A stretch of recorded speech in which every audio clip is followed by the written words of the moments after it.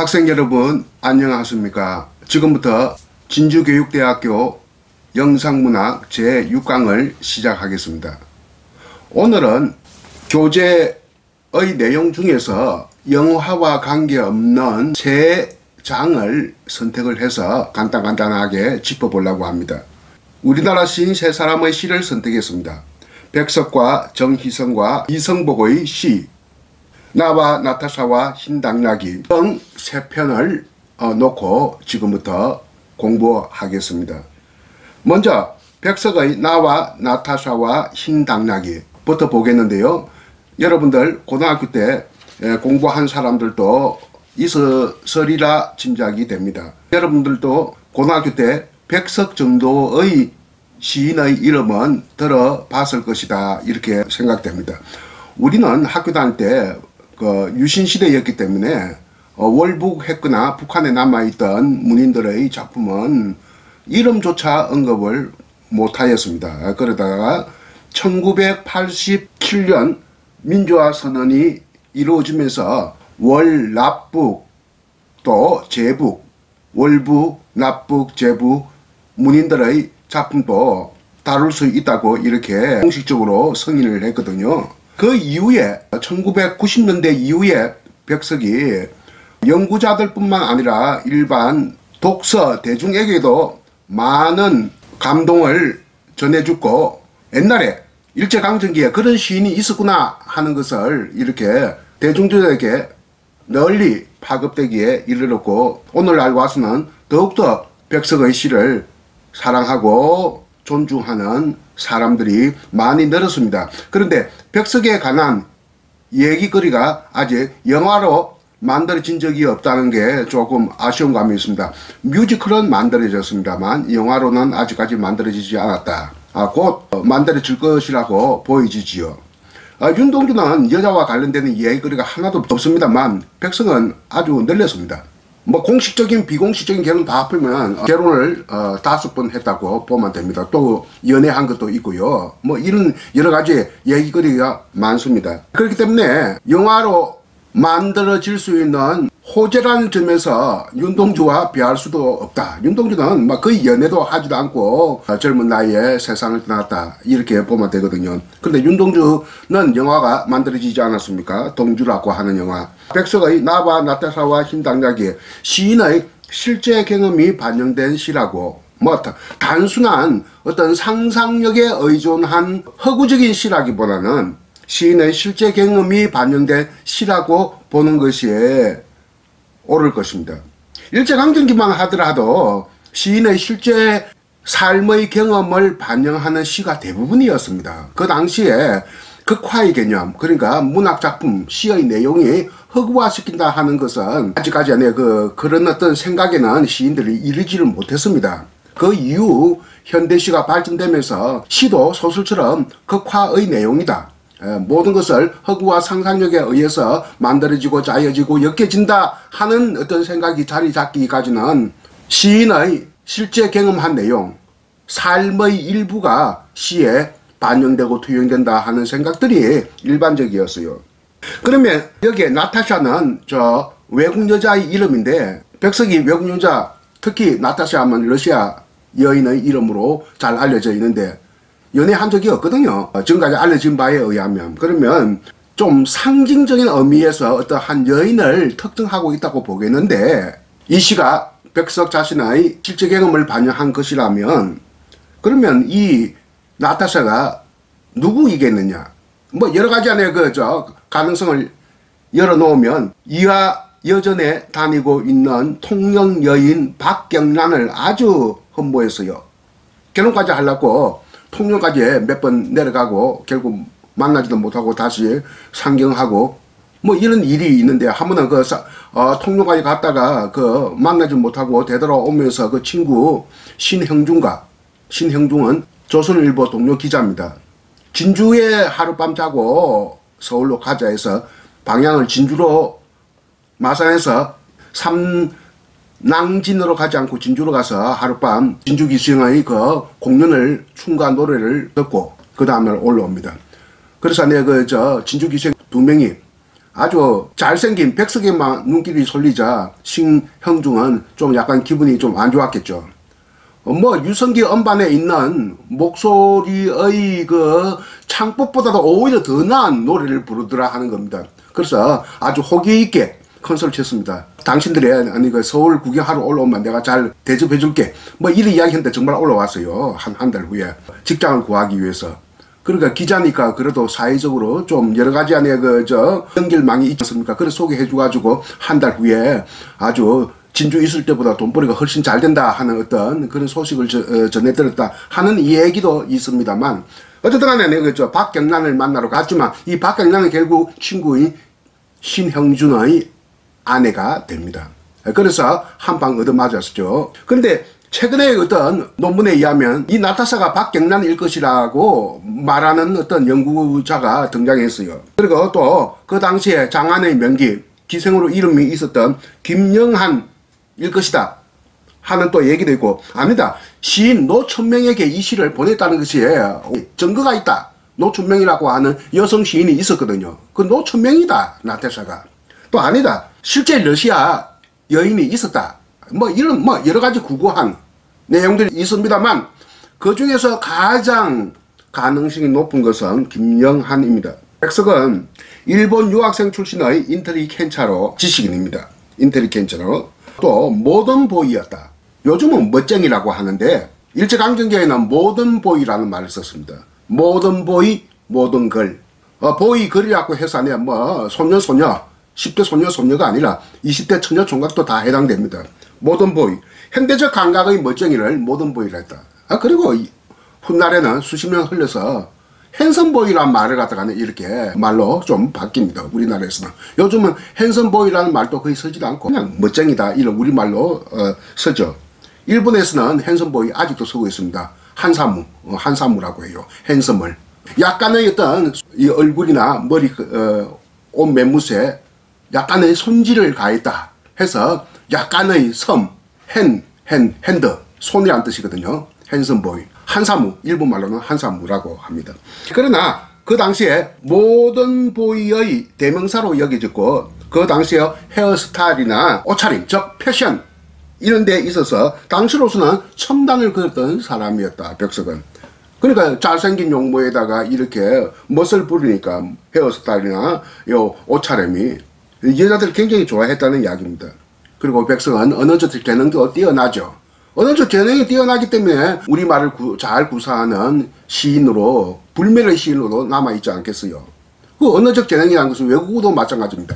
일본어야 뭐 그 당시에 교육을 받았으니까 일본 사람하고 똑같이 일본말을 쓴 거예요. 오히려 교육 못 받은 일본 사람보다 일본말 더 잘 썼죠. 일본에서 영문과를 다녔단 말입니다. 영문과를 다녔으니까 어때요? 영어 잘하겠죠. 그리고 조선에 돌아와서 몇 년간 영생고보에서 영어 선생을 했거든요. 그러니까 영문과 출신의 영어 교사를 했다. 또 그리고 러시아어는 혼자서 독학으로 공부했는데 능통했다. 그 제자의 증언에 의하면 여행을 갔는데, 수학 여행을 갔는데 러시아 사람 만나가지고 기차 안에서 대화를 나누는 것을 들었다. 무슨 아니야, 아주 고급 러시아어는 아니겠죠. 일상 대화 정도 구사할 수 있는 중급 이상의 러시아어. 그리고 소련군이 진주했을 때, 해방이 되고 소련군이 진주했을 때, 그 당시 러시아어 구사할 수 있는 사람이 북한에 몇 명 되었겠어요. 그래서 소련군 통역을 했다. 뭐 통역은 고급 러시아어가 아니고, 뭐 일상생활에 있어서는 뭐 거의 막힘없이 이렇게 줄줄 사용했을 정도로 일본어, 영어, 러시아어가 좀 뭐 능통을 했다. 직장은 조선일보에 다녔었고요. 유학 끝나고 일간지입니다. 지금도 있죠. 그리고 영생고보 영어교사로 갑니다. 한경도 함흥에 있는 학교입니다. 영생고등보통학교, 영생고보 남자 학교입니다. 뒤에 안에 저 축구선수 인솔교사 돼가지고 애들 방치하고 애인을 만나러 갔는데 그 애인이 바로 여기 나타샤 김영한 씨입니다. 그래 하룻밤 자고 왔는데 애들이 막 안에 동네 방네 돌아다니다가 경찰에 적발됐어요. 너 인솔교사 누구라고 했더니 학교에 통보를 합니다. 그래서 학교에서 야단 나가지고 당신 여학교로 가라. 같은 자매 학교, 영생고모와 같은 자매 여학교가 있는데 지금 말하면 여고 교사로 발령을 내니까 뭐 몇 달 하다가 도저히 아니야 그 뭐가 안 맞으니까 적성이 안 맞으니까 자기는 남자 아이들 학생들 가르쳐야 되는데 그래서 아니 그 사표 내고 다시 서울로 돌아옵니다. 서울 돌아와서 조선일보에 다시 아니 저 복귀하지 못하고 조선일보 자매지인 조광이라고 하는 월간지가 있습니다. 요즘 말로 하면 월간조선입니다. 그 조광지 기자로 들어갑니다. 그러니까 조선일보 영생고보 교사 조광 그러다가 저 만주에 가서 단둥 그러니까 신의주와 가장 가까운 중국의 그 도시가 단둥이거든요. 여러분 알죠? 단동이라고 하죠. 한자로는 단둥 세관에 근무했다는 그런 이야기가 있습니다. 나타사에 해당한다는 김영하는 기녀 기생입니다. 어떤 기생이냐 하면 그냥 얼굴 하나 내놓고 얼굴 반반한 얼굴 내놓고 이렇게 VIP 그러니까 좀 사회 경제적으로 영향이 있는 남자들 자리에 동석하는 기생은 얼굴 하나 내놓고 동석하는 기생을 화초기생이라고 하죠. 화초 꽃하자 풀초자 화초기생이 아니에요. 그러니까 예능을 가진 기능을 가진 기생인데 무슨 특기가 있는 기생인데 이 사람은 아주 특기가 정통가곡을 공부했습니다. 정통가곡 중에서도 조선시대 때 부르는 가곡 가곡과 시조창은 사촌간이라고 생각하면 됩니다. 가곡과 시조창은 가장 기본적인 창법은 어단, 성장 말은 짧게 하고 소리는 길게 하는 것. 동창이 밝아졌냐 노고질이 우지진다 했을 때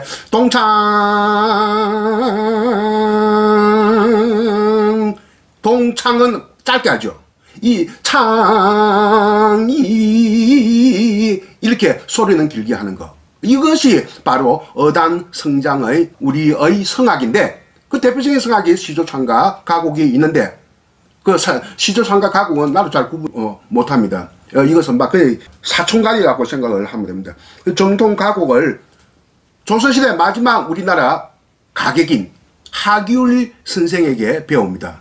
하기율이 그 하기율 선생은 남자니까 남창가곡을 했겠죠. 뭐 남창가곡 여창가곡은 서로 비슷하겠죠. 무슨 배구 선수단 감독이 아니라 그 남자 감독을 이해하는 거 하고 똑같은 거죠. 여자 농구단 여자 국가대표 농구팀 남자 감독이 뭐 이렇게 아니라 그 지도하는 거와 마찬가지죠. 자 그런데 이 하기율이 김영한을 기명까지 지어줍니다. 기생 이름까지 기명을 지어주는데 참다운 물은 향기가 없다. 진수무향이란 말을 갖다가 이렇게 붓글씨를 써주면서 진수무향 여기에서 이 넉자 중에서 두 자가 너 김영이다. 진향 그래서 김진향이라고 김영은 김진향입니다. 훗날에 또 국악인이기도 한데 김영한 여사가 김진향의 이름으로 이렇게 성가 하규율 선생 약전이라는 두 권 책을 냈어요. 책이 아니라 그 700 뭐 한 40페이지 가량 되는 판은 내가 이걸 갖고 있는 책인데 이 구하기도 힘듭니다. 약전이라고 하는 것은 간단하게 생략한 간단하게 기술을 한 전기란 뜻인데 책이 두껍지 않습니까? 그 왜 이렇게 약전이 아닌데 약전이냐? 요게 165페이지만 약전이고 그 나머지 많은 것은 이렇게 가곡의 이렇게 이 악보입니다. 악보로 되어 있기 때문에 한 80%는 악보로 되어 있고 앞에 한 20% 정도가 하기율 선생의 어떤 삶을 이렇게 정리해 놓았기 때문에 성가 좋은 노래 이란 뜻인데 호입니다. 호 하기율 선생 약전이라는 책이 김진항의 이름으로 이렇게 책을 내기도 했는데 책이 아니라 하기율 선생 연구하는 데는 아주 중요한 자료가 되는데 이 책은 요즘 사기도 힘들다.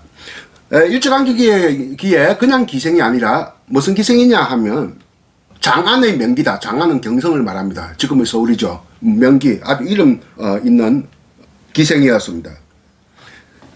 책을 볼까요? 사진 설명을 좀 할까 합니다. 책을 보면요 몇 페이지를 보냐 하면 95쪽에 보면 95쪽에 아래쪽에 보면 백석이 영생고부에서 아이들한테 고등학생들한테 영어를 가르치는 모습을 사진 찍힌 자료가 남아 있습니다. 칠판에 영어가 쓰여져 있죠. 오른쪽에 보면 김영한 여사 젊었을 때 모습인데 뭐 얼굴은 별로인데 사실은 조금 뭐 석미는 아니지만 미운 얼굴은 아닌데 이게 사진이 너무 허리돼서 미운 얼굴처럼 되어 있지만 한 장 넘겨보면 97쪽 윗부분에 그 당시에 신문에 기생의 가릭한 마음이라고 하는 그 사진 보면 조금 그래도 인물이 괜찮죠. 얼굴이 가르스름하고 연말에 안에 부르 이웃을 위해서 많은 돈을 갖다가 이렇게 경찰서에 시사를 했다 하는 기사문입니다. 백석 만나기 직전의 일입니다. 자, 백석을 어디서 만났냐 하면 함흥에서 만났는데 이 김진향에게 후원해주는 어떤 사람이 있었습니다. 일본 유학도 보냈는데 뭐가 일이 잘 어긋나가지고 다시 되돌아왔습니다만 일본 유학까지 일단 갔어요. 하던 중에 다시 되돌아옵니다. 왜냐하면 무슨 독립운동을 하네요. 뒤에는 그 사람이 후원자가 조선의학회 사건에 연루가 돼가지고 또 감옥에 갔는데 이때 무슨 독립운동과 관련된 일 때문에 감옥에 간 것 같아요. 그때 함흥에 있어서 후원자를 면회하기 위해서 가서 만나지 못하고 어떻게 그래도 내가 예능의 안에 특기가 있으니까 어떤 영생고보 교사들이 모이는 자리에 무슨 노래 부르려고 가가지고 거기서 백석을 처음 만나가지고 첫눈에 반했대요. 백석이 그래가서 술 한잔 먹고 왔네. 처음부터 끌어안으면서 너는 내 마누라다 뭐 이런 이야기까지 했다나요. 그래서 사실혼가 그때부터 몇 년간 사실혼 관계에 빠진다. 동거생활을 하게 된다. 김영한 본인의 정언을 존중하자면 어때요? 나타샤는 김영한 자신이다. 김영은 김진향이고요. 시의 본문 보겠습니다. 97쪽 아래죠. 가난한 내가 나는 백석 화자입니다. 가난한 내가 아름다운 나타샤를 사랑해서 기생 김영한을 사랑해서 오늘 밤은 푹푹 요즘 말로 하면 펑펑 눈이 내린다. 나타샤를 사랑은 하고 눈은 푹푹 날리고 나는 혼자 쓸쓸히 앉아 소주를 마신다.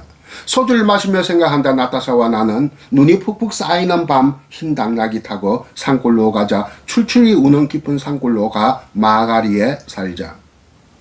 이 소주라고 했는데 이 소주는 지금 우리가 알고 있는 희석식 소주도 아니고 전통 정려주 안동소주 같은 전통 정려주 소주도 아닙니다. 전통 정려주 같으면 굉장히 비쌉니다. 그 당시에도. 지금도 비싸지만. 이 지금 가난하다 했으니까 안 맞죠. 전통 소주는 아니고 러시아산 저급의 보드카다. 러시아가 아주 추운 곳이기 때문에 사람들이 겨울만 되면 술을 안 먹고는 못 견디냅니다. 그래서 술이 엄청나게 대중화되어 있고 많은 사람들이 또 술 먹고 아니야 눈 속에서 아니야 막 동사하는 사람들도 아니야 뭐 많습니다. 지금도 그렇습니다. 그래서 러시아는 아주 저급의 보드카가 널리 퍼지고 있었는데 그때 한경도까지는 이것이 들어왔어요. 그걸 마시는 겁니다. 그 소주를 마시는 겁니다. 소주 할 때 소자가 태울 소자거든요. 열을 가한다. 열을 많이 가하면 가할수록 도수가 높아집니다. 그래서 누구나 사서 마실 수 있는 저급의 러시아산 보드카일 가능성이 많다. 그러면서 내가 혼자서 지금 술을 마신대. 요즘 말로 하면 혼술입니다. 소주를 마시며 생각한다. 나타샤와 나는 눈이 푹푹 쌓이는 밤 흰 당나귀. 흰 당나귀가 여기서 중요한 소재죠. 제목부터 흰 당나귀가 나왔으니까요. 흰 당나귀는 흰말 그러니까 백마하고 비슷하다고 보면 됩니다. 백마가 어디에 뭐 아무데나 나옵니까? 신화나 전설에 나오죠. 굉장히 어떤 신비적이고 초월적인 느낌을 불러일으키는 그러한 동물을 뜻하거든요. 우리나라 내 천마도에서 그려진 그림도 백마고 이육사의 강야에 나오는 백마 타고 오는 초인. 초인은 이렇게 아니라 영웅인데 백마를 타는 거야. 이 평범한 사람들은 흑마를 탄다고 해도. 그래서 흰 당나귀니 백만이 하는 것은 신비적인 느낌, 초월적인 느낌을 환기시키는 이미지로서의 동물이다. 이렇게 보면 되겠습니다. 그리고 실제는 현실적으로는 그렇지 않지만 환상의 세계를 지금 만들어 가고 있습니다. 산골로 사람들이 살지 않는 산골로 가서 살고 싶다. 흰 당나귀를 타고 말이죠. 출출이라고 하는 것은 새 이름인데 우리가 우리말로는 뱁새라고 보통은 합니다. 뱁새가 뭐 황새를 따라가려 하다가 가랭이가 찢어진다. 뭐 속담 비슷한 속담이 있지 않습니까? 그 뱁새 작은 새입니다. 작은 새를 두고 이야기하고 학명으로는 붉은 머리 오목눈이라고 해요. 열흘자로 되어 있네요.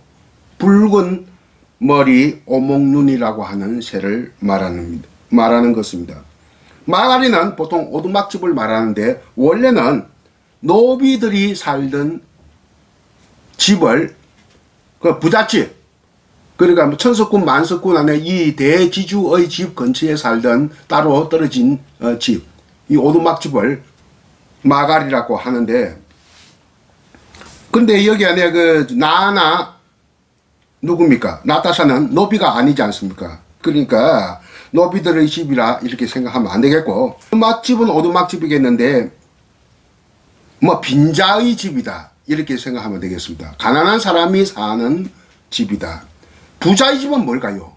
부자의 집을 고대강실이라고 합니다. 그런 말 들어봤습니까? 부자의 집은 고대강실이요. 뭐 빈자의 집은 마가리다. 뭐 이렇게 생각하면 되겠네요. 지금 환상의 세계를 갖다가 지금 엮어가고 있습니다. 현실 이야기가 아닌 겁니다. 눈은 푹푹 내리고 나는 나타샤를 생각하고 나타샤가 아니올 리 없다. 내가 부르면 이 산골까지, 이 산골의 마가리까지, 오두막집까지 찾아올 것이다. 이렇게 보고 있습니다. 언제 벌써 내 속에, 내 마음속에 그 말입니다. 고조곤희는 요즘 말로 조곤조곤 뭐 이런 뜻이다.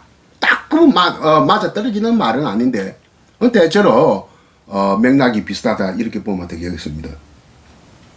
산골로 가는 것은 세상한테 지는 것이 아니다. 세상 같은 건 더러워 버리는 것이다. 이 세상이 세상과 나, 하자는 자아입니다. 자아와 세계가 지금 순조로운 관계를 맺고 있지 않습니다. 뭔가 모르게 어긋나고 삐걱거리는 관계입니다. 네, 이게 무슨 말이냐 하면 이 당시에 백석은 세간의 구수수에 올랐다. 사람들이, 백석 아는 사람들이 하는 말이 저 백석이 기생과 동고생활을 한다더라. 백석이 기생과 동고생활을 하면 백석은 뭐가 됩니까? 기둥서방이 되죠. 기생의 기둥서방이 됩니다. 백석은 기자를 하고 교사를 했어도 그 당시에 요즘 돈으로 한 300만 원 정도밖에 안 되는 월급입니다. 그런데 김영하는 장안의 맹기니까 또 출중한 예능을 가지고 있었으니까 요즘 말로 하면 엔터테이너죠. 연예인입니다. 한 어느 정도 벌었을까요? 아마 아무리 못 벌이로 1000만 원 이상은 벌었을 것이라, 월급이 지금 돈으로. 그러니까 내가 연말에 내가 경찰서에 가서 부를 이웃을 위해 서달라고 이렇게 돈을 갖다가 시사를 갖다가 할 정도죠. 그러니까 돈벌이 잘하는 기생의 기둥서방이 되었다. 세상에서 이렇게 입방을 찢어대으니까 세상 같은 건 더러워서 버리는 것이다. 이렇게 말을 하고 있는 겁니다. 눈은 푹푹 내리고 아름다운 나타사는 나를 사랑하고 어디서 흰 당나귀도 오늘 밤이 좋아서 응앙응앙 울 것이다. 흰 당나귀도 우리의 사랑을 축복해주고 있다. 이렇게 생각하면 되겠죠. 조용한 데 가서 우리끼리 살고 싶다 하는 소망 충족이 반영된 시가 아니겠느냐. 뭐 이런 얘기를 해볼 수가 있겠습니다. 그리고 집에서 부모가 하도 결혼 안 한다고 성화를 내니까 이제 좀 조용한 게 자기 혼자 살고 싶다. 또 그리고 그 당시 서울에서 무슨 변호사의 딸과도 이렇게 혼담이 좀 있었어요. 그러니까 이런 거 저런 거 내가 다 내가 기차내가 식당에서 기생 진양에게, 그러니까 김영한에게 우리를 알아보지 못하는 만주 가서 살자 하니까 김영한은 생활의 근거지가 서울인데, 경성인데 왜 따라갑니까? 그 새로운 무엇을 시작해야 되기 때문에. 가고 싶으면 혼자 가세요. 이렇게 된 건데, 그럼 뭐 그 혼자 그냥 만주로 가버렸습니다. 만주로 가서 그게 뭐 단둥세간에 근무했다는 얘기가 거의 정설처럼 받아들여져 있고 1년간 또 정식 혼인신고한 결혼생활을 했대요. 문모라고 하는 여성과 음악하는 여성입니다. 문시성을 가진 여인은 훗날 김일성의 후원 아래 북한 최고의 작곡자로 여성 작곡자로 성장을 하고 백석은 북한 정권이 성립되고 나서 처음에는 김일성의 그 그룹 속에 들어갔습니다만 뒤에는 내침을 당하는데요. 결혼도 하게 됩니다. 평범한 여성과 나이가 한참 아래인 10몇 살 아래인 여성과 결혼을 해서 이렇게 평생을 살게 되죠. 그러니까 일제강점기에 만난 여자들 박경란, 김영한, 문아무개 이런 여자들은 보통 여자들이 아니죠. 다들 안에 무슨 엘리트이거나 무슨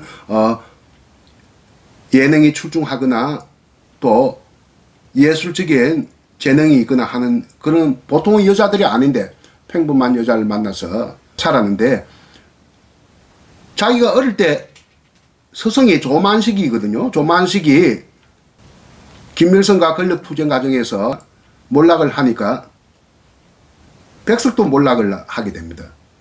저 백두산 가까운 삼수군에 쫓겨가서 30년 이상 동안 농장의 양치기로 생활을 합니다. 사실상 유배 생활을 하게 됐죠. 반면에 김영하는 대한민국 체제 하에서 요종업을 해서 우리나라 VIP들 정계나 실업계의 유명한 사람들을 무슨 회담이나 뒤풀이 행사할 때 그 요정을 경영을 해가지고 거부가 되었습니다. 많은 돈을 벌여가지고 죽을 때는 사회에 한을 했습니다. 법정 선임을 통해 가지고 길상사를 성북구에 있는 길상사를 짓게 했는데 그 자산 가치가 지금은 1조 원이 넘는다고 하죠. 그러나 김영한 여사는 할머니 시절 때 1980년대 후반인가요? 서울대 국악과 여학생 중에서 가곡을 하는 학생, 전공하는 학생이 딱 한 명 있었대요. 고향이 하동군 하계 장태에서 멀지 않는 그 출신의 하계 출신의 하동 하계 출신의 이 여학생을 제자로 삼아 가지고 가곡을 전수했다고 합니다. 자신은 부를 수는 없어도 이걸 가르칠 수는 있죠. 그 여인은 어느덧 지금 40대 중후반 나이가 되어서 우리나라 가곡을 세계화시킨다면서 아주 바쁘게 움직인다고 하는데 앞으로 어떻게 될지 잘 모르겠네요. 아무튼 이러한 사연을 담은 시가 나와 나타샤와 흰당나귀입니다. 지금부터는 정희성 시인의 한 그리움이 다른 그리움에게를 공부하도록 하겠습니다. 교재 페이지는 117쪽이 되겠습니다. 제목은 만약 사랑이 곡선이라면 그리움은 직선일까? 이 제목에서 시사하듯이 사랑과 그리움을 비교하는 내용이 지금부터 시작되겠습니다. 정희성의 한 그리움이 다른 그리움에게를 읽어보면 슬픔은 또 다른 슬픔을 그리워하고 그리움은 또 다른 그리움을 찾는다 하는 내용으로 되어 있습니다. 슬픔과 또 다른 슬픔, 그리움과 또 다른 그리움의 관계. 어떻게 보면 의학에서 말하는 동종요법이 떠오릅니다. 동종요법이라는 것은 고대 그리스 히포크라테스의 시대로부터 한동안 이어져 왔던 치료법이죠. 동종요법을 영어로는 호미오패시라고 하는데요. 무슨 말이냐 하면 도구로서 이겨낸다 하는 내용입니다. 중국 사람들은 오랑캐가 반란을 일으키면 오랑캐를 동원해서 그 오랑캐를 제압한다. 이의제일이라고 하는 외교 전략이 있어요. 오랑캐는 오랑캐로서 제압을 한다. 이런 말이 있듯이 독은 독으로서 다스린다. 근데 요즘 현대 의학에서는 말도 안 되는 이야기다 해서 독은 독을 이길 수 있는 독과 다른 독 아닌 독과 독을 비독으로서 이렇게 이겨낸다, 치료한다 하는 소위 이종요법이니 역종요법이니 하는 것이 현대 의학의 핵심인데, 그런데도 의학사에서는 의학사 최대의 발견은 두 가지입니다. 1등 백신, 2등 항생제.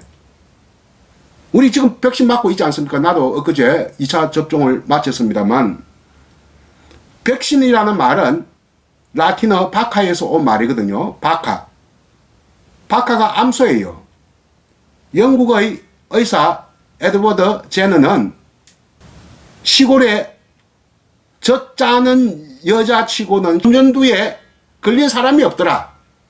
그걸 이상하게 생각해서 우두법을 만들어냅니다. 우두법이 이전에는 우리나라에도 중국이나 있었어요. 우두법 이전에 인두법이라고. 그러니까 천연두 걸린 사람의 고름을 천연두 걸리지 않는 사람에게 이렇게 접종시키는 겁니다. 집어넣는 겁니다. 이것으로 이겨낸다는 거. 그러나 우두법은 소가 천연두 걸렸을 때 그 고름을 사람의 몸에 접종시켜서 앞으로 걸릴지 모를 상황을 예방하는 것을 우리는 우두법이라고 하는데, 이것 때문에 바로 이 백신 때문에 천연두가 지금 완전히 소멸되었습니다. 세계사를 뒤흔든 계질은 많이 있는데 가장 대표적인 것은 천연두예요. 천연두는 고대부터 시작됩니다. 고대부터 시작되어서 19세기 말까지 이어져 옵니다.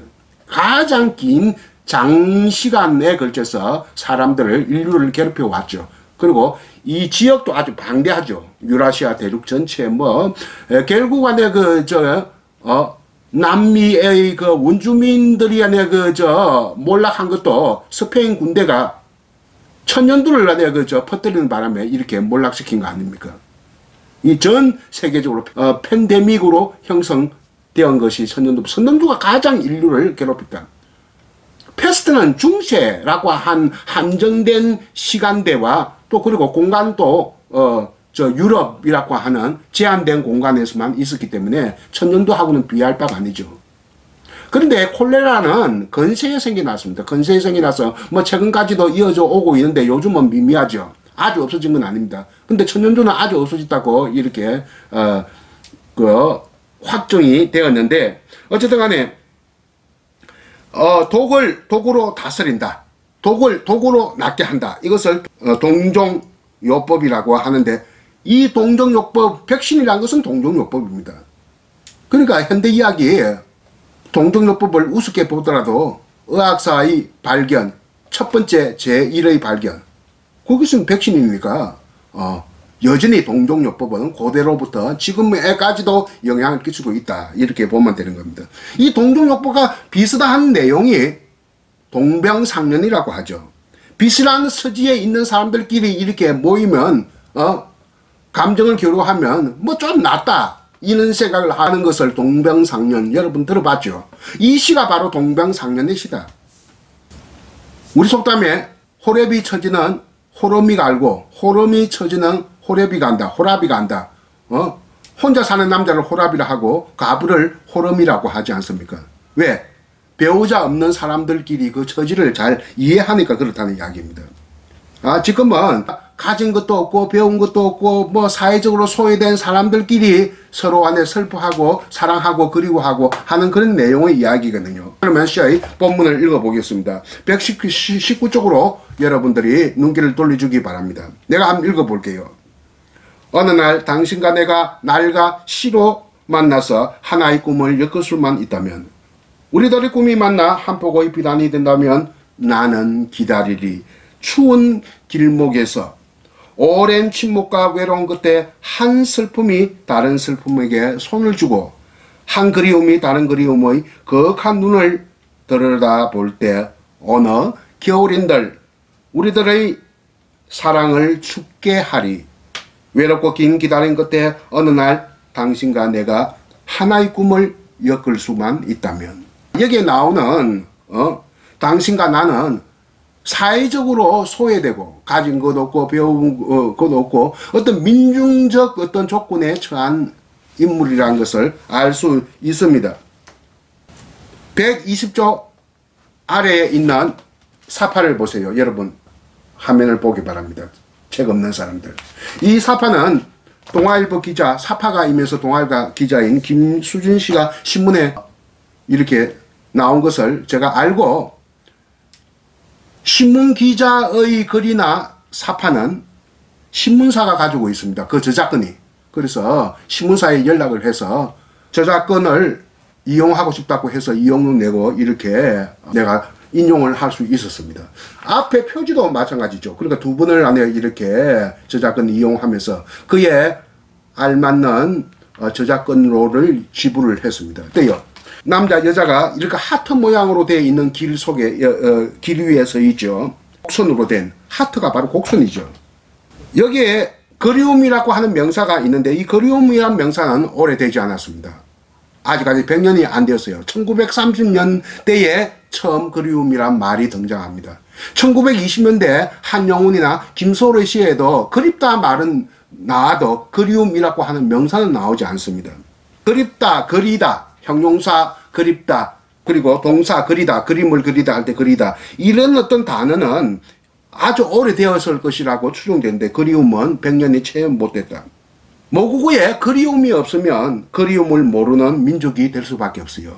독일어로 젠즈흐트는 그리움은 게테 실러 시대 때부터 있었습니다. 그럼 우리보다 한 200년 이상, 300년 앞선 모국어 그리움은 독일어에는 있었지만 우리는 아직 100년이 조금 못 미치고 있습니다.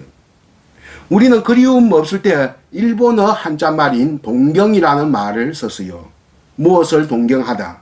동경이 바로 그리움에 해당되는데, 근데 동경이란 말은 남녀 간의 어떤 사랑과 그리움 할 때 이때는 잘 안 쓰던 말이거든요. 무슨 세상을 동경하다. 물론 쓰기는 씁니다. 저 이장희 1920년대 이장희의 시 동경이라고 하는 것은 일본 소녀를 그리워한 내용의 시입니다. 그래서 그 뭐 남녀 간에도 동경이란 말은 쓰지만 뭐 잘은 안 쓴다. 이렇게 보면 되겠고요. 나는 저 그리움의 어떤 성질을 이렇게 보고 있습니다. 그리움이라고 하는 것은 고든 성질을 가지고 있다. 직선적 성격을 가지고 있다. 왜? 정직하니까요. 그리움만큼 정직한 게 없죠. 그리움은 그 거짓말이 있을 수 없지 않습니까? 자기가 그리워한다는데 뭐 아니 그 왜 거짓말 하겠어요? 남한테 그리움, 나의 그리움을 남한테 동네방네 그 소문내고 다닐 필요가 없지 않습니까? 그리움이라는 것은 마음속에 갇혀 있는 것이니까. 그래서 그리움은 정직하기 때문에 고든 성질을 가지고 있다. 그래서 왜곡되지 아니한 마음의 상태가 그리움이다. 그런 점에서 나는 그리움을 직선의 개념으로 봅니다. 보세요.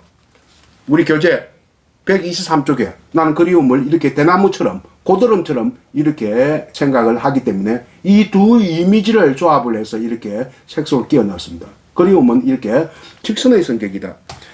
그런데 반면에 사랑은요, 사랑은 곡선의 이미지를 가지고 있다. 아까 여기 책 표지에 있는 하트 모양, 사랑의 하트지. 하트가 바로 곡선이거든요.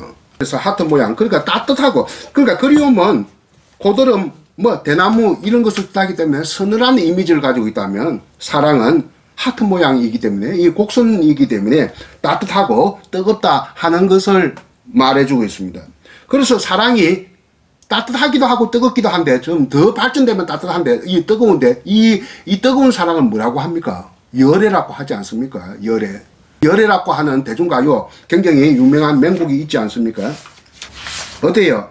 따뜻한 그리움, 뜨거운 그리움 들어봤습니까? 아주 어색하죠.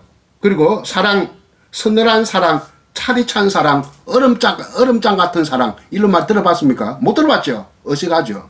예, 그러니까 이것을 보더라도 그리우면 서늘하고 차갑고 뭐 이런 어떤 이미지를 가지고 있다면, 촉감적 이미지를 가지고 있다면 사랑은 따뜻하거나 뜨거운 감촉을 준다. 이런 생각을 해볼 수 있다는 겁니다. 1960년대 말에 나훈아 노래 중에 이런 노래가 있었어요. 우리는 어릴 때 이 노래를 들었기 때문에 굉장히 유명한 곡으로 아는데 여러분은 뭔가 모를 겁니다. 사랑은 눈물의 시야. 사랑은 눈물의 시작인데 서양 속담에 이런 말이 있어요. 그리움은 사랑의 아들. 좀 비슷비슷하지 않습니까? 이 씨앗은 원인이고 아들은 결과라는 뜻인데 하여튼 원인이 되는 것은 사랑이에요. 그런 점에서 서로 비슷하죠. 사랑이 원인이 되어서 결과적으로 눈물이 되고 사랑이 원인이 되어서 결과적으로 그리움이 된다. 이런 뜻이니까 서로 비슷하다는 얘기가 되겠습니다. 내가 아까 사랑과 그리움, 그리움과 사랑 이렇게 직선적이요 곡선적이요 무슨 서늘하고 따뜻하고 차갑고 뜨겁고 뭐 이런 얘기를 하는데 130쪽 요 영상 이미지 정영상 이미지를 보세요. 추상화 두 개가 이렇게 합성이 되어 있는데요. 왼쪽은 칸딘스키의 추상 이미지고 오른쪽은 몬드리안의 추상 이미지입니다. 칸딘스키와 몬드리안은 유명한 추상화가입니다. 또 동시에 살았던 사람이지요. 근데 칸딘스키는 굉장히 곡선이 많고 원형이 많습니다. 그 추상 이미지 중에서. 이것이 사랑에 해당된다면 몬드리안은 굉장히 모나고 각지고 직선적인 그런 어떤 이미지가 추상 이미지가 많거든요. 오른쪽 보세요. 몬드리안 추상이 무슨 벽돌 쌓아 올린 것처럼 보이지 않습니까? 저는 그리움은 몬드리안적 추상의 이미지와 관련되고 사랑은 칸딘스키적 추상 이미지와 관련된다. 이런 어떤 가설을 이 책을 통해서 제기하기도 했습니다. 어떻습니까? 오늘은 이렇게 슬픔, 그리움, 사랑 뭐 이런 것과 관련된 시 한 편을 이 명시입니다. 두고 여러분과 얘기해 봤습니다. 정이성의 한 그리움이 다른 그리움에게라는 시를 통해서 동병상련, 동종요법 그리고 직선과 곡선의 이미지 그리고 뭡니까? 몬드리안과 칸딘스키의 추상 이미지 뭐 이런 것을 대비하면서 이 시의 뭐 깊이 있는 내용을 분석을 해봤습니다. 읽을 때는 어려운 말이 없이 쉽게 읽히지만 이렇게 분석을 해보면 마치 양파의 파를 하듯이 속에 많은 내용이 들어있다. 이것이 바로 시다. 이렇게 생각을 하면 되겠습니다. 그러면 오늘의 마지막 시 이성복의 남해금산에 관해서 공부를 하겠는데요. 백석시를 너무 시간을 많이 써버렸기 때문에 이성복의 남해금산은 아주 요약적으로 할 수밖에 없겠습니다. 여러분들 교재 140쪽을 펴보시죠. 떠나가는 여자 해와 달이 이끌어주다. 이성복의 남해금산. 남해금산은 진주에서 멀지 않은 곳입니다. 뭐 1시간 남짓하면 남해읍에 도착하고요. 남해읍에서 금산까지 가는 데가 좀 시간이 또 걸리죠. 그러니까 진주에서 금산까지는 한 3시간 걸린다. 이렇게 보면 되겠네요. 거리는 멀지 않습니다만 시골길이기 때문에 이렇게 시간은 조금 걸립니다. 시가 칠행시고요. 시인 본인은 심각한 마음으로 쓰지 않고 설렁설렁 썼다고 해요. 이것이 독자의 반응이 폭발적이어서 명시가 되었고 완전히 대중화된 시가 되었습니다. 왜 이렇게 시가 이렇게 대중들의 심금을 울리고 마음을 사로잡을 수 있게 되었느냐. 시가 가지고 있는 뭐랄까 모순적 진술 때문이죠. 제가 이 시 칠행시 짧은 시니까 한번 먼저 읽어보겠습니다. 141쪽 한번 보세요. 한 여자 돌속에 묻혀 있었네. 그 여자 사랑에 나도 돌속에 들어갔네. 어느 여름 비 많이 오고 그 여자 울면서 돌속에서 떠나갔네. 떠나가는 그 여자 해와 달이 끌어주었네. 남해금산 푸른 하늘가에 나 혼자 있네. 남해금산 푸른 바닷물 속에 나 혼자 잠기네. 어때요? 여자가 돌속에 들어가고 나도 또 돌속에 따라 들어가고 여자가 울면서 돌속으로부터 벗어나고 이 돌 속을 왔다 갔다 한다 하니까 이게 말이 안 된다는 거죠. 상식적인 이해가 안 되죠. 일상적인 어떤 삶의 기준에서 볼 때 말이 안 되는 이야기죠. 거짓 진술이죠. 의사 진술이라고 하죠. 모순적 진술이란 말입니다.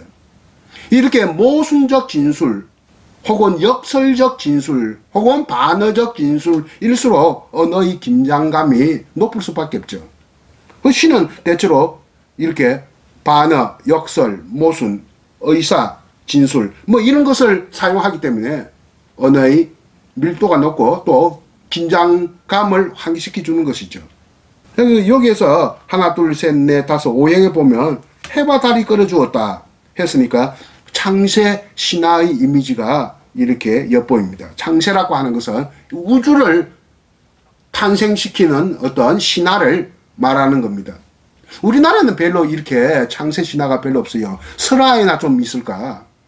일본은 좀 많습니다. 많은 것은 역시 저게 유럽과 그리스 신화와 저 중동 신화 또 그리고 이스라엘 유대인 신화 이런데 많죠. 이집트도 마찬가지고요. 창세 세상을 창생했다 탄생시켰다는 그 신화 그러니까 우주 탄생의 신화를 말하는 겁니다. 우리나라에는 좀 설화에 조금 남아 있습니다만 우리는 그 대신에 건국신화가 참 많습니다. 나라를 세웠다는 이 건국신화가 고구려, 백제, 신라, 가야, 그 제주도 안에 세시성 시조 우리나라는 이 시조를 참 좋아해요. 시족마다 또 시조가 다 있지 않습니까?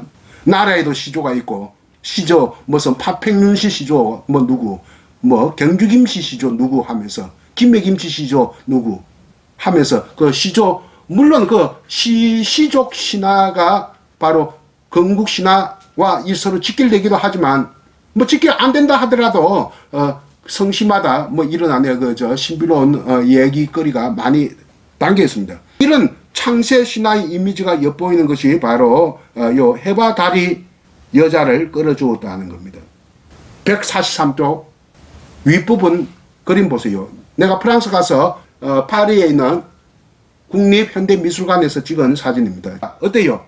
굉장히 현대적인 감각의 수상화인데 멀리 거슬러 올라가면 창세신화의 이미지가 엿보이고 있죠. 산도 보이고 뭐가 보입니까? 해와 달이 보이고 또 뭐가 보입니까? 별이 보이죠. 굉장히 상형 문자나 부적 알죠? 부적을 연상시키는 그런 원초적인 천문 이미지다. 천문학 할 때 천문, 하늘의 문이라는 뜻입니다. 그러면 천문 반대말이 뭡니까? 지리 아니에요? 지리는 뭡니까? 땅 지자거든요. 리가 뭔지 알아요? 이치할 때 이자인데 땅의 이치란 뜻이 아니에요. 원래 뜻은 땅의 결이란 뜻입니다. 이 이자가 이성할 때 이자, 이치할 때 이자가 바로 결이란 말에서 나왔어요. 하늘의 무늬가 천문이고 땅의 결이 지리다. 천문학이 있고 또 학문도 지리학이 있지 않아요. 이 천문 이미지 아주 원초적인 천문 이미지인데 이 시를 보면 나와 여자의 관계가 이렇게 잘 설정되어 있습니다. 나와 여자의 관계는 심리학적으로 볼 때는 대상관계이지만 이 시를 연애시의 관점에서 본다면 연인관계인데 아주 보통의 세속적인 차원의 연인이라기보다는 초월적인 세계에서의 연인관계. 여자는 시공간을 초월한 세계로 떠나갔고 하자인 나는 시공간을 내재된 세계에 남게 됩니다. 그런 점에서 두 사람은 화합하거나 일치를 하지 못하고 있고 지금 어느 정도 이렇게 우주공간 속에서 떨어져 있네요. 여자는 시공간을 초월한 세계로 떠나가고 나는 시공간에 내재된 세계에 남게 된다. 프로이트적인 어떤 개인 무의식보다는 칼융적인 집단 무의식과 관련되는 이런 원형 이미지가 잘 나타나 있다. 이 시는. 특히 해와 달에서는 특히 그렇다. 146조 한번 보세요. 자, 146조. 이미지 두 개가 있죠. 자, 우연히 내가 찾았습니다. 이거 찾는데도 많은 여러 가지 이미지를 하다가 찾던 끝에 이 두 가지를 확정을 해서 책 속에 이렇게 끼워 넣었습니다. 내가 글만 쓴 게 이 책의 글만 쓴 게 아니라 이 이미지 이렇게 가져오고 배치하고 이렇게 도하나 하는 것도 관여했습니다. 왼쪽 이미지가 뭐냐 하면 고대 이집트 신화와 관계가 있는 이미지죠. 고대 이집트 태양신이 있어요. 로마자로 RA라고 씁니다. 대문자 R, 소문자 A, 라라고 하는 고대 이집트 태양신 라의 형상 모습인데 실제 이런 이미지가 거기에 이집트 유적 속에 남아 있습니다. 태양신, 세상이 이 우주를 지배하는 태양신, 머리에 빨간 태양의 이미지가 이렇게 씌워져 있군요. 오른쪽은 여자죠. 이건 남자의 모습인데 남성 이미지인데요. 오른쪽은 월신, 그러니까 달의 여신입니다. 이거는 중국 달의 여신 상하, 한자로 읽으면 상하고 중국말로 발음하면 창어가 되겠습니다. 이 상하의 달의 여신 상하의 모습을 이미지했는데 이건 19세기 일본의 목판화인 우키요에로 표현되어 있습니다. 우키요의 그림. 그럼 일본 사람이 이것을 그림으로 남겼다. 19세기에. 이 19세기 우키요에가 저 유럽에 가가지고 많은 영향을 끼쳐가지고 그 당시에 자포니즘, 일본풍의 예술이 크게 이렇게 성행을 하게 됩니다. 인상주의 미술의 회화에 큰 영향을 끼치죠. 고갱에게도 영향을 끼치다고 하지 않습니까? 이 우키요에가 19세기 말의 유럽에 성행한 일본풍의 예술, 그 일본풍의 예술 갖다가 우리는 자포니즘 혹은 야포니즘이라고 하는데 21세기 초에 세계로 이렇게 확산되고 있는 우리의 한류에 해당하고 있다. 오징어 게임 알지 않습니까? 오징어 게임 지금 한참 잘 나가고 있지 않습니까? 이 달의 여신 상아, 중국말로 창어, 이것은 오늘날 지금 만약에 미국과 경쟁한다면서 중국이 우주 탐사 기관 활동 많이 하고 있는데 이 우주선 이름이 창어예요. 중국의 지금 우주선 이름이 창어라고 할 만큼 중국에서는 이 창허의 달의 여신 창허에 대해서는 상당히 민간에서 숭배를 해왔다. 신적 존재로 숭배해왔다 하는 것을 알 수 있겠습니다. 도교와 관련해서 더욱 그러하리라 생각이 됩니다. 도교라고 하는 그 민간 종교가 있지 않습니까? 그런 이미지를 여기에 보여주고 있습니다. 한장 댕기 보면 148쪽에 이렇게 돌담 있죠. 이거 우연히 내가 서울 안에 그저 시내를 왔다 갔다 하다가 찍은 사진입니다. 돌에 갇힌 이미지에 딱 겠다 싶어서 이렇게 이 이미지를 이렇게 책 속에 끼워 넣었습니다. 이 자리가 어디냐 하면 지금 이건희 박물관을 만들겠다고 하는 그 자리의 유력한 자리로 꼽히고 있는 곳입니다. 그 인사동 바로 옆에 인사동에서 경복궁 쪽으로 가는 그쪽의 길가에 있는 돌담입니다. 어쨌든 정리를 해볼 거예요. 이성복의 남해 금사는 단순한 연애 시라기보다는 우주론적 원행의 이미지와 관련된 시라고 이렇게 볼 수 있습니다. 쉽게 읽기도 쉽게 이렇게 받아들일 수 없는 철학적 깊이가 있는 시다. 그런 점에서 상당히 수준이 높은 시다. 이렇게 얘기할 수 있겠네요.